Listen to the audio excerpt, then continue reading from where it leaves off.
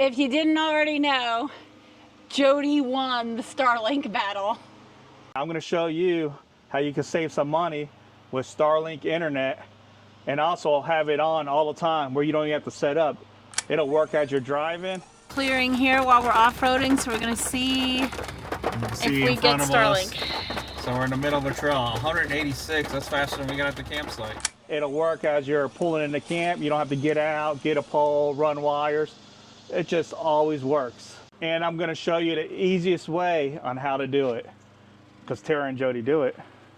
Another way I could save you guys money, if you guys click the link below of the Starlink subscription, you'll get 1 month free and I'll get 1 month free. So I'll put that link below. So if you don't have Starlink already, please use my link. It helps us out and it helps you out. Jody, introduce all the parts that come with the Starlink so that they can understand it all. All right, so you get this long, I think it's only a 50-foot cable. So it's a Cat 6 cable, shielded. That's the important part, it's shielded. So if you replace the cable, make sure you get shielded, which just has this little metal. So which is the shield. So normally it's all plastic if you get a normal like Cat 5. So the only difference is the shield that you put on in, which I make them all the time. So you can make them yourself. But this does have a little special waterproof boot that goes on it to the antenna here. But the power supply we're probably gonna replace, but this is the one that came with it. So I'm gonna eventually get a DC version just because when I run my inverter, I'm gonna run it right now off a Jackery system on the back of my truck. I got the built-in generator on the Ford.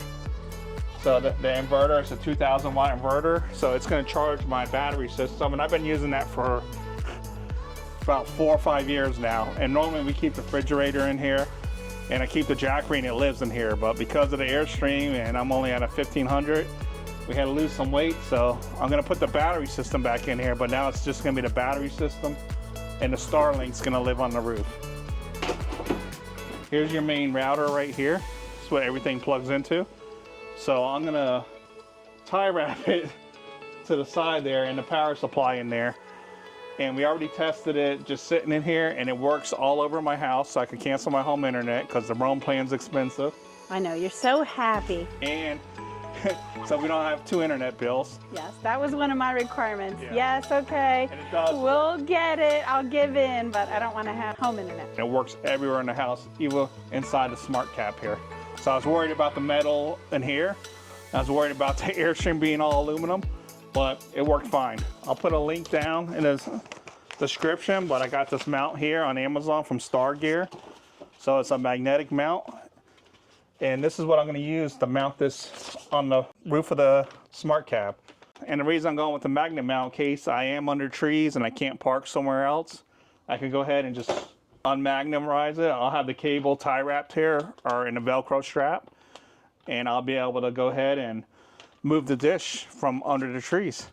Do you want to tell them what we pre-did prior to filming actually? Because I was helping with this. So what we did prior to filming was we attached the Molly panel that's here. That used to be inside here, but I don't need Molly panels in here. We never use them. So I put it on the inside so I could attach the router and the power supply to it. So we're gonna, I'll probably get some Velcro straps. That's what we attached. Yeah. That panel right there. And I'll probably get some Velcro straps, but for right now, we're just gonna use tie wraps because I got 1,000 tie wraps. The reason I'm going with this full version here is because we park under trees a lot. So I already tested it. I'll put a video here showing us under a tree. But we shot aimed right at the tree, and I was able to watch the internet. I was able to stream movies on Netflix while we're camping. Clearing here while we're off-roading, so we're going to see if we get Starlink. So we're in the middle of a trail, 186, that's faster than we got at the campsite. No joke. We got lucky. And look, there's trees all around us. This is a small little opening here. Yep, here, see? We're like in a forest, off-roading. I'm like, there's a little opening here. Let's try the Starlink, see if it works. That's pretty good, 186. I don't even get that at house. I mean, of course, I don't aim it the right way, but we must happen to be facing the right way. So we're testing our Starlink at different spots. When we remember, so we're gonna make a video on it soon. There's a little campsite right there. Yeah, look at that, nice little dispersed campsite. So there's no cell phone signal where we are either, so it's good to have the Starlink. I wasn't sure if it was going to work in this deep of the woods here, as you can see. It's, but yeah, as long as you have a little clearing and you have the dish facing the right way, you're good to go. Yeah. Alright guys, so I'm running a speed test on my Starlink. So I want to do a test like, what if I'm under trees, which so far, it's springtime now, I've been under some trees and it still works. Now I'm doing a test. What happens if I'm under trees but there's a clearing 100 feet away? Will it still work? Just did a speed test. I'm at 81 download and I'm at 9.47 upload. Alright guys, if you come out here, I just parked across the street. I didn't try to aim it or anything. So that's the speed test I got, and look at where my truck is. I'm going to show you. So here's our Airstream here. And there's my truck. So it's a few sites over and across the street. You can see we're still getting signal on the Starlink. So if I was surrounded by trees, I could go out in the field a little bit. And the Starlink lives on top of the truck there. And the router is in the back there. So I probably could even open the sides and get better signal because it's in a steel box right now. But that's the signal I'm getting going through a steel box. All the doors on the smart cab are closed. And there's the all aluminum Airstream. So I go around, I see people setting them up on tripods and all kinds of things. Ours just lives on the truck there. It just lives on the truck. I don't aim it. However I park the truck, that's what we're dealing with. So that's the reason I went with the full-size one, because I know in tree coverage, it gives you a little more reception. Now, if you're never going to be under a tree, you're going to get a lot better efficiency with the Mini. So the Mini uses a lot less power than this does. So this thing is more power hungry, but because when we're overlanding, we're always under trees. So I don't know how true that's going to be with staying in the Airstream, but so far we stayed in 2 different parks, campgrounds, and both of them had trees. So, and this is working through the trees. So I don't have a Mini to compare it, and I'm not going to buy a Mini to compare it under trees. I just know this does better under trees. All right, guys, I already took this off, but to take it off, what you do is put your finger under here, and you just pull. Oh, I stuck it back. Yeah, you just pull it real hard up, and it'll pop right up. So I did have to put a little force behind it the first time, and I pulled on this at the same time. But that's all you have to do to take this mount off, and I'm going to keep it. I'll keep it somewhere in the truck because, like I said, I might take it off the truck sometimes and move it around, but we'll see as we're playing with it. Even with the mount on, I could go ahead and plug it in. Read the directions here, so looks like this pushes in. There you go, I heard it snap in. I'll take this little screwdriver here, and we'll see how good these magnets work. So it comes with this long screwdriver with this Allen key here. So this helps lock it in so it doesn't fly away. It's going snug. I don't want to go too tight. A little. So when I tighten one side, the other side allows me to tighten more too. So it's like lug nuts. You got to go back and forth. Yeah, because it's fell all the way tight, but I guess it's wedging in there. So it doesn't say on the directions how tight to put it, but I don't want to go down the highway and have this fly off. Might find a little guide wire and attach to the top of the truck just to make sure when I do my 70-mile-an-hour wind test, make sure it doesn't fly off. So I do have anchor points up there, but I don't think I'm going to need them. So these just screw on the magnets here. Supposedly they're a pain to get off once it is up there. And I'm debating on where I'm going to put it because the wire right now, I think I'm just going to have the wire come out of my the window on the front there. Because I don't care if water gets in here. I keep that window open all the time just to let it air out. Because when the battery system gets hot, it uses up a lot more power. So in the summer here, I leave that window to let some air flow through here while the truck's sitting in here with the battery system. And I might go to a different battery system because if I go to DC, it says it takes 30 amps. Well, my Jackery only has a cigarette outlet that's rated at 10 amps. So I might switch power systems, so stay tuned. I'll let you know what power system I'm going to go with. And it's going to be a power system that has 30 amps. So I'll be able to plug it in and charge up my RV or run the air conditioner off the RV. Not for long, but it will power the AC. If I mount it towards the back here, where I could come up here on the truck and easily take it off? Or do I mount it more forward where the wire is going to be shorter?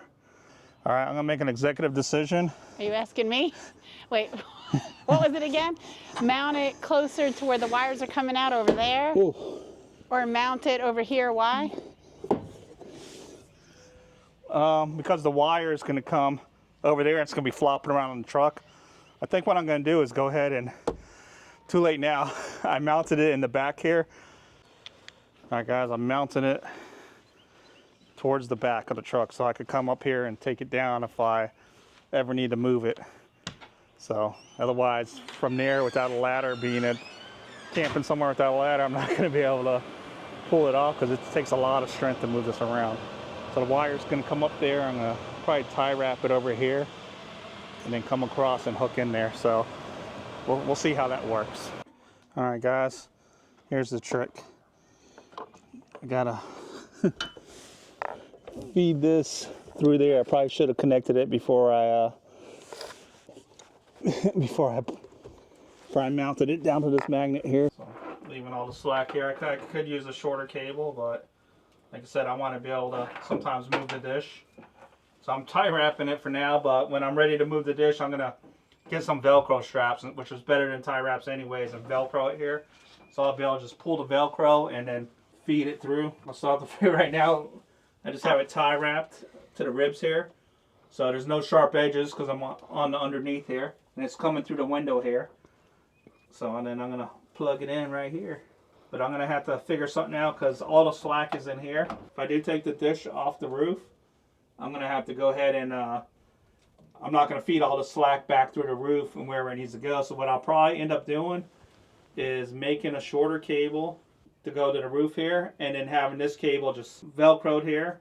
That way when I need it, I could just go ahead and disconnect it from the dish and move it that way.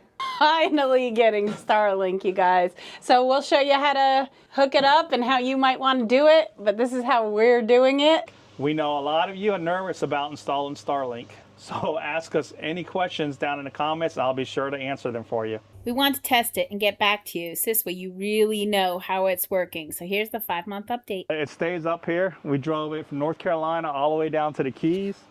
We drove it through the mountains. We've been in some wind warnings and it's not going anywhere.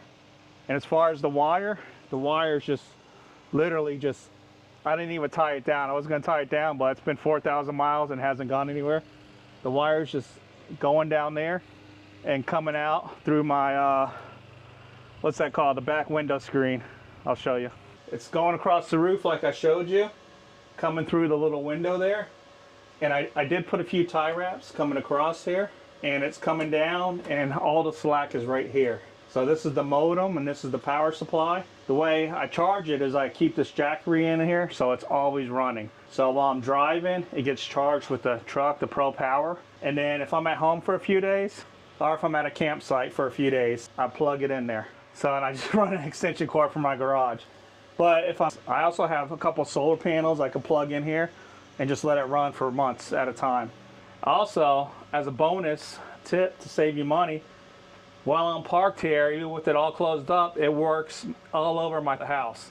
You can cancel your home internet. That's what we ended up doing. So long as my truck's in the driveway, which it normally is if I'm home, I have internet throughout the whole house and all my TVs and my laptop. It's been working fine for almost going on, what, 5 months now? Yep. The reason why it's taken 5 months for this video is because I wanted to test it out. So we went through some trails off-roading and I'm like, oh, there's a peak in the trees. Will it work? Yes, it does. We also been under trees in different campgrounds and it works pretty good. I do have to say it is not perfect. So as far as being under trees and streaming TV shows, no problem. But when I'm on a live call, like I'm doing a Teams call, sometimes it will freeze up for a couple seconds and then it'll start again. So that happens when you're under trees. So I do need to look into some backup systems. So my friend Matt and Steph, they're getting ready to try some other systems out. So we'll let you know how it works. Shout out to Matt and Steph. They're on the road full time having to work and they've been under a few trees too. So they got a system that works a little better for backup. But when they make a video on it, I'll let you guys know. If I needed to and I couldn't move my truck from underneath a tree, I could go ahead and cut these tie wraps here take this off the magnet mount, I could twist it off, and I could put it out in the field. When I do that, I'm never going to tie wrap it again. I ordered a shorter cable, so I haven't had to do it yet, but as soon as I do, I'm going to go ahead, and this will become the permanent cable in here, so I won't have this loop here. Pro tip, get that cable right from the get-go, guys. Yeah, I'll put a link to this cable. So for the truck, this is all you need. So with this mount here, some people might ask, how about aiming it? Well, I don't aim it. Whichever way the truck is facing, it just works. So it might work better if you face it a certain way, but that's okay with me. So, because if I go on my little app and say which way to aim it, it tells me to turn the truck like at a 45-degree angle from where I'm facing. Doesn't matter, it still works. So I might get a stronger signal if I aim it, but I never needed it. Make sure you like and subscribe so you could get more tips about campgrounds we go to and other RV stuff.